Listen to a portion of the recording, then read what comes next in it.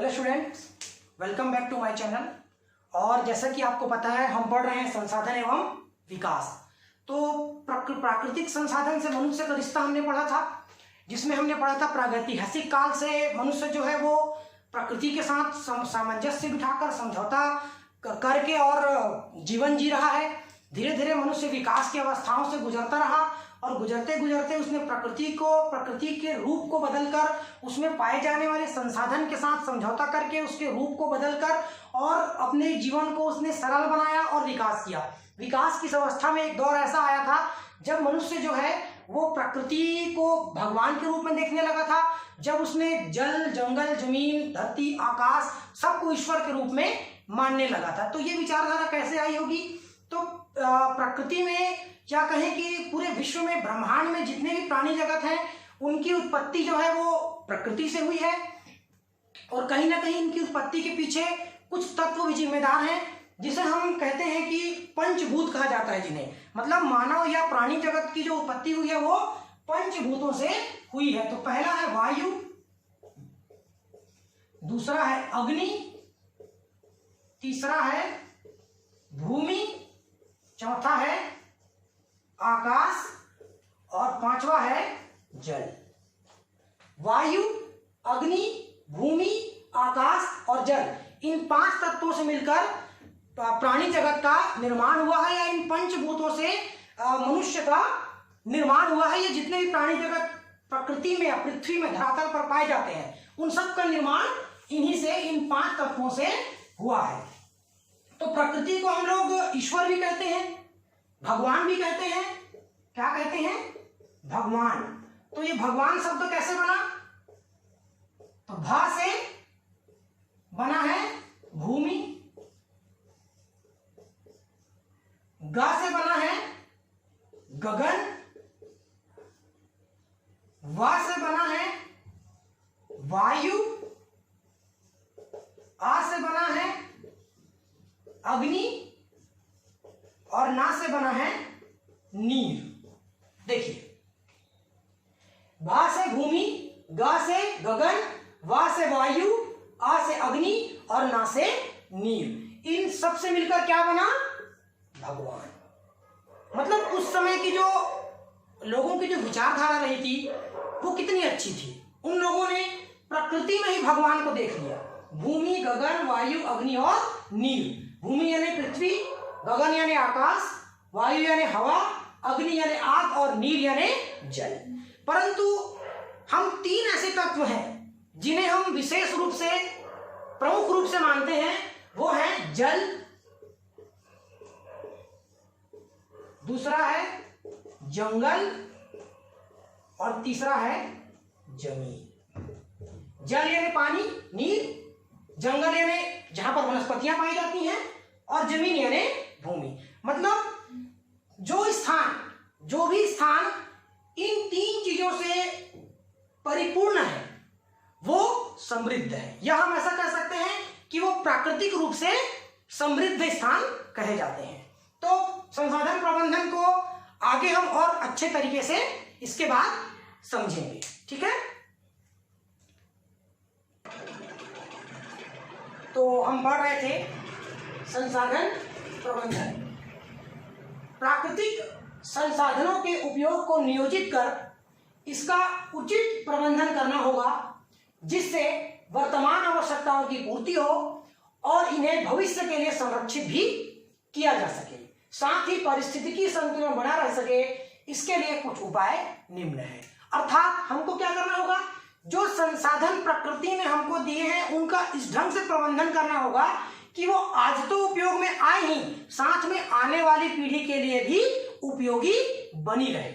मतलब हमको अपने आने वाली पीढ़ी को भी कुछ ना कुछ सौंपना होगा और प्रकृति को कम नुकसान पहुंचा के इस तरह से उसको प्रबंध करना होगा, इस तरह से उसको उपयोग करना होगा कि वो हमारे साथ साथ आने वाली पीढ़ी को भी जैसे की तैसी प्राप्त हो। तो इसके लिए कुछ उपाय हैं।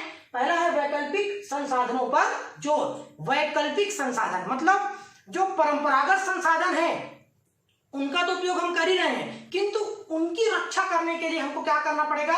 कुछ विकल्प निकालने पड़ेंगे। उन विकल्पों के आधार पर हमको कुछ उन संसाधनों को ढूंढना होगा जिससे हम परंपरागत संसाधनों को उनकी जगह दे सके और उन्हें बचा सके। तो उसके लिए क्या करना होगा? अत्यधिक प्रदूषण पैदा करने वाले संसाधनों के विकल्प देखने होंगे। मतलब वे संसाधन जिनसे अत्यधिक प्रदूषण होता है। प्रदूषण प्रकृति के लिए हानिकारक है, जल थल वायु कोई भी हो, तो हमें ऐसे संसाधनों को विकल्प के रूप में लाना होगा जिनसे उनका प्रदूषण कम हो सके। और कोयले के स्थान पर प्राकृतिक गैस का उपयोग। हम जमीन से कोयला निकालते हैं, आपको पता है कोयला एक बार निकालने के बाद वो खत्म हो जाता है, दोबारा वहां पर नहीं मिलता। मतलब प्राकृतिक गैस को हम कोयले के स्थान पर इस्तेमाल कर सकते हैं, ताकि कोयला जो है वो धरोहर है और वो बहुत लंबे समय तक मानव के लिए उपयोगी है और वो आगे आने वाली पीढ़ी को भी उपलब्ध हो सके।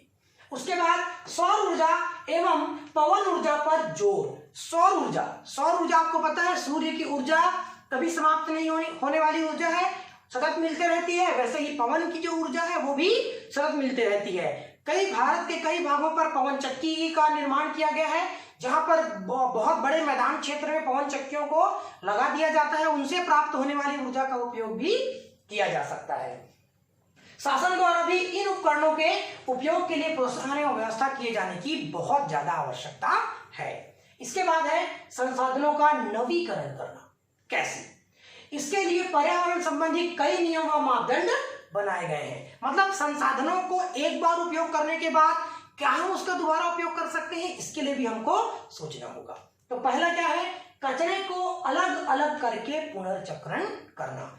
कचरा मतलब वेस्ट मटेरियल, जिसे हम इंग्लिश में कहते हैं, घरों से निकलने वाला कचरा, फैक्ट्रियों से निकलने वाला कचरा, जहां भी कचरा निकलता है उस कचरे को अलग अलग करके हम उसका उपयोग किस प्रकार से कर सकते हैं। जैसे कि अभी आप लोग देख रहे होंगे स्वच्छ भारत अभियान हमारे देश में चल रहा है, जिसके तहत नगर निगमों में, नगर पंचायतों में और जहां तक गांव में भी कचरे वाले आते हैं, जो घर घर से कचरा उठाकर ले जाते हैं। और एक मणिकंचन केंद्र बनाया गया है, बहुत अच्छा नाम दिया गया है, मणिकंचन। उस स्थान पर इन कचरों को रखा जाता है, इन वेस्ट मटेरियल को रखा जाता है और वहां से उनको अलग अलग किया जाता है, ताकि उनका फिर से पुनः चक्रण करके फिर से उनका उपयोग किया जा सके। दूसरा है उद्योगों पर अनिवार्य रूप से प्रदूषण नियंत्रण के उपकरण लगाने पर जोर एवं सख्ती। सबसे ज्यादा अगर वायु प्रदूषण होता है, जल प्रदूषण होता है, तो वो किससे होता है? वो होता है उद्योगों से। उद्योगों की जो चिमनियां होती हैं, उद्योग 24 घंटे चलते हैं, आजकल दिन और रात काम होते हैं, तो दिन और रात काम होने के कारण 24 घंटे जब उद्योग चलते हैं तो उनकी चिमनियों से लगातार धुआं निकलता है, जो सीधे आकाश में जाता है। जैसा कि हमने पढ़ा सिंक क्षमता, पर्यावरण की, प्रकृति की अपनी एक क्षमता है, जहां तक उसको वो सोख सकता है, उसके बाद वो क्या करता है, प्रकृति उसको हमको वापस लौटाती है, जिसे हम प्रदूषण कहते हैं। वैसे ही जल में इन फैक्ट्रियों से निकलने वाला जो वेस्ट मटेरियल, जो पदार्थ है, उसको नदियों में बहा दिया जाता है, नालों के माध्यम से नदियों में और नदियों के माध्यम से समुद्रों में, तो वो भी हमको बाद में वापस वैसे ही प्रकृति कर देती है। तो इनका भी हमको ऐसे उपकरण लगाने की आवश्यकता है इन उद्योगों में, जिससे प्रदूषण कम हो। अलग अलग क्षेत्र अनुसार सरकार द्वारा सार्वजनिक वेस्ट ट्रीटमेंट संयंत्र लगाना। अलग अलग क्षेत्रों में सरकार द्वारा ऐसे वेस्ट मटेरियल ट्रीटमेंट लगाया जाए जिससे कचरा निकले और उसको वहीं पर ही समाप्त कर दिया जाए। विशेष प्रदूषक पदार्थों की जांच करना और उन पर कड़ा नियंत्रण रखना, जैसे मरकरी, पारा, लेड, सीसा, क्रोमियम आदि। ये बहुत ही अधिक प्रदूषण फैलाने वाले पदार्थ हैं, इन पर नियंत्रण लगाने की बहुत अधिक आवश्यकता है। इसके बाद आगे हम पढ़ते हैं संसाधनों का समुचित उपयोग। मतलब जो संसाधन हमें प्रकृति ने उपलब्ध कराए हैं, हम उनका किस ढंग से, समुचित ढंग से उपयोग करें कि वो हम उनसे अधिक से अधिक फायदा ले सकें।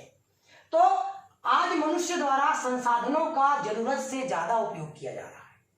आप देखते होंगे अपने आसपास कि किसी के पास संसाधन है तो बहुत अधिक है और किसी के पास नहीं है तो बिल्कुल नहीं है। तो संसाधनों का बहुत अधिक उपयोग मनुष्य के द्वारा किया जा रहा है, और यही हाल रहा तो हमको एक नहीं बल्कि 4 पृथ्वी की जरूरत पड़ेगी उन संसाधनों को रखने के लिए। क्योंकि एक व्यक्ति जो है अपनी आवश्यकताओं को इतना अधिक बढ़ा लिया है कि उसने संसाधनों का अपने घरों में ढेर लगा लिया है, और यही चीजें एक व्यक्ति दूसरे व्यक्ति को देखकर उसके पीछे चलने का प्रयास करता है। ये हमारे समाज की बहुत बड़ी विशेषता है, या बुराई भी कह सकते हैं, कि हम दूसरों को अक्सर उनको फॉलो करने की कोशिश करते हैं, जिससे हम संसाधनों का ढेर अपने घरों में लगाते जा रहे हैं, जो कि बहुत अधिक नुकसानदायक है आने वाले कल के लिए। तो महात्मा गांधी जी ने भी इसी पर कुछ कहा था कि हमारे पास हर व्यक्ति की आवश्यकता की पूर्ति के लिए बहुत कुछ है, मतलब हर व्यक्ति की आवश्यकता को हम पूरा कर सकते हैं, बहुत कुछ हमारे पास संसाधन है जिससे हम व्यक्ति की आवश्यकता को पूरा कर सकते हैं, किंतु किसी एक के लालच की संतुष्टि के लिए वह अपर्याप्त है, क्योंकि लालच की कोई सीमा नहीं होती। लालची व्यक्ति को आप जितना भी दोगे उसके लिए वो कम ही होता है, उसकी कोई सीमा नहीं है, वो अनंत है। तो हमारे पास इतने संसाधन नहीं है कि हम एक लालची व्यक्ति की इच्छाओं को, कामनाओं को पूरा कर सके। ये गांधी जी के वचन है। अब है संसाधन प्रबंधन के नए तरीके। किन नए तरीकों को खोजा गया, इन तरीकों से क्या लाभ हुआ और संसाधन का किस प्रकार से प्रबंधन किया गया, ये हमको पढ़ना है। तो इंदिरा गांधी नहर कमान क्षेत्र, ये क्या चीज है, पढ़ते हैं। पंजाब के हरीके बांध से, पंजाब में एक बांध है जिसका नाम है हरीके, से निकाली गई एक नदी, एक नहर है इंदिरा गांधी नहर। यह थार मरुस्थल से होते हुए पाकिस्तान की सीमा के समानांतर प्रवाहित होती है, मतलब पाकिस्तान की सीमा से ये समानांतर जो है वो बहती है। इसके मुख्य नहर की लंबाई 650 किलोमीटर है, जबकि सभी उपनहरों की कुल लंबाई 9060 किलोमीटर है। मतलब इस नहर के अलावा और भी जो छोटे छोटे उपनहर हैं जो आकर इस नहर में मिलते हैं, इंदिरा गांधी नहर में, उनकी लंबाई है 9060 किलोमीटर और लगभग यह 20 लाख हेक्टेयर क्षेत्र पर सिंचाई करती है। इसे कमान क्षेत्र कहा जाता है, मतलब जितने एरिया में ये सिंचाई करती है उसे हम क्या कहते हैं, कमान क्षेत्र कहते हैं। अब क्या हुआ, ये जो जगह है जहां से ये नहर निकला हुआ है और ये नहर जो है मरुस्थल में बहते हुए आगे बढ़ता है, तो इससे मरु क्षेत्र को क्या फायदा हुआ।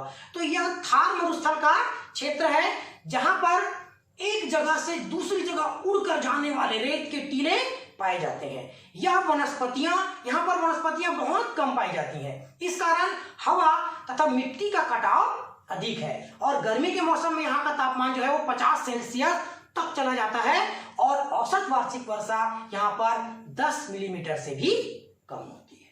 चलिए अब प्रमुख विकास कार्य, तो इस नहर के द्वारा क्या विकास कार्य किए गए। तो इसमें सिंचाई कार्य के लिए प्रथम चरण की शुरुआत कब की गई, 1960 में। मतलब इसका उद्देश्य क्या है, मरुस्थल को हरा भरा बनाना और वहां पर क्या करना, सिंचाई करना। तो प्रथम चरण की शुरुआत कब की गई, 1960 में, एवं द्वितीय चरण की शुरुआत कब की गई, 1980 में। याद रखिए, प्रथम चरण 1960 में और द्वितीय चरण 1980 में। नहरों से मरुस्थल क्या हो गया, हरा भरा हो गया। मतलब नहरों में जो पानी छोड़ा गया उससे मरुस्थल क्या हो गया, धीरे धीरे वो क्या होने लगा, हरा भरा होने लगा, नम हो गया, मिट्टी का कटाव भी कम हो गया, क्योंकि वहां पर वनस्पतियां उगने लगी, जंगल उगने लगे, हरा भरा होने लगा। तो उससे क्या होने लगा कि मिट्टी को, पेड़ों पौधों की जो जड़ें हैं वो मिट्टी को पकड़ के रखती हैं, तो हवा से वो मिट्टी जो है वो कम उड़ने लगी, उससे उनका कटाव भी कम हो गया। सिंचाई के कारण इन क्षेत्रों में सिंचाई के कमी के कारण इन क्षेत्रों में कभी ज्वार, बाजरा और चने की खेती होती थी, क्योंकि सिंचाई की व्यवस्था नहीं थी, इसलिए यहाँ पर ज्वार, बाजरा और चने की खेती ही की जाती थी। लेकिन अब यहाँ पर गेहूं, कपास और मूंगफली की खेती भी की जाने लगी है। क्यों, क्योंकि यहाँ पर सिंचाई की पर्याप्त व्यवस्था हो गई है और साथ ही यहाँ पर इसका उत्पादन भी बहुत अधिक बढ़ा है। अब लगातार पानी को छोड़ने से, लगातार नमी बने रहने से इन क्षेत्रों के कुछ नकारात्मक प्रभाव भी दिखने लगे हैं। वो क्या है, तो अत्यधिक सिंचाई के कारण और जल के अत्यधिक प्रयोग के कारण जल भराव एवं मुद्रा लवणता की समस्याएं उत्पन्न हो गई हैं। लगातार पानी भरा रहने से वहां का क्षेत्र क्या हो गया है, दलदली हो गया है। वहां पर जल के अत्यधिक प्रयोग के कारण जल जो है वो हमेशा भरा रहता है और मिट्टी में लवणता की मात्रा अधिक हो गई है, जो कि वहां पर फसलों को नुकसान पहुंचा सकती है। तो आज का जो टॉपिक था संसाधन प्रबंधन वो हमने पढ़ लिया है। आप और अच्छे से इसको पढ़ेंगे तो आपको और अच्छे समझ में आएगा। बस आज की क्लास यहीं तक, इसके आगे हम कल पढ़ेंगे। तब तक घर में रहिए, स्टे होम, खुश रहिए, बाय।